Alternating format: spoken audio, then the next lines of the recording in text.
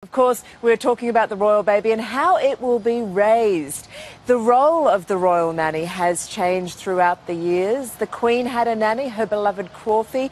Prince Charles practically raised by his nanny. But what will William and Kate be looking for in the person that is going to help mind their child?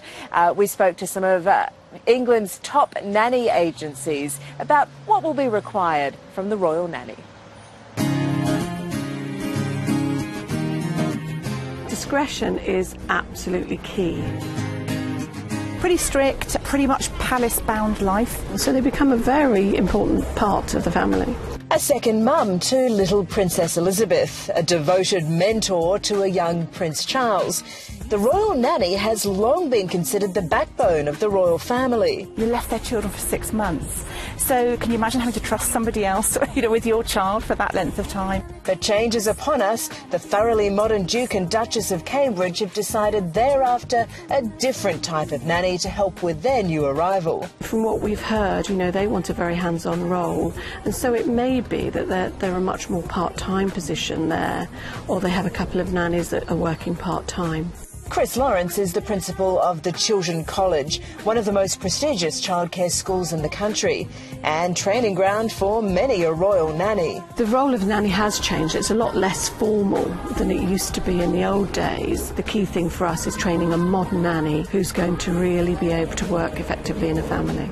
And that includes this one. In January, William and Kate advertised for a general housekeeper, whose roles would include walking the dog, driving the car, and, of course, minding the baby. It's very much more about partnership with parents nowadays, and again, we find this with all nannies working with families. It's not a proxy parent, it's not in place of, it's absolutely about partnership. The governess aspiration is long gone, thankfully, and actually, it's much more about a child who's able to have a social life, relationships, good quality skills early years.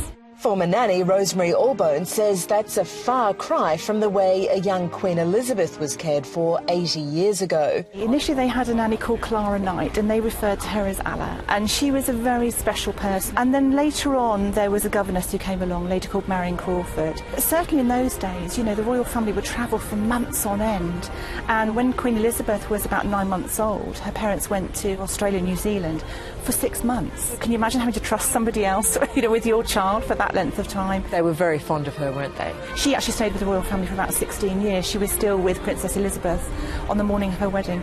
When the Queen gave birth to Prince Charles, yet again it was nanny Mabel Anderson who played the key role of raising the future king. He certainly, throughout the whole of her life, has absolutely credited her with being a real critical emotional support for him, which is very important. Prince William and Prince Harry also had very close relationships with their nannies, Barbara Barnes, Tiggy Leg Burke and Olga Powell, much to the dismay of their mother, Princess Diana. And I think that that's quite a difficult triangle quite often when there is a nanny in a family, that you as the parent want your children to love that person and to respect that person, but not by giving up a little bit of the love and respect they have for you. It remains to be seen who William and Kate will enlist to help raise their little heir or heiress. But one thing's for sure, they'll be there every step of the way. But I actually think Kate and William, they just come across as such warm, compassionate people. You just know that they're going to be like that as parents, and I think they're going to be like that as employers as well.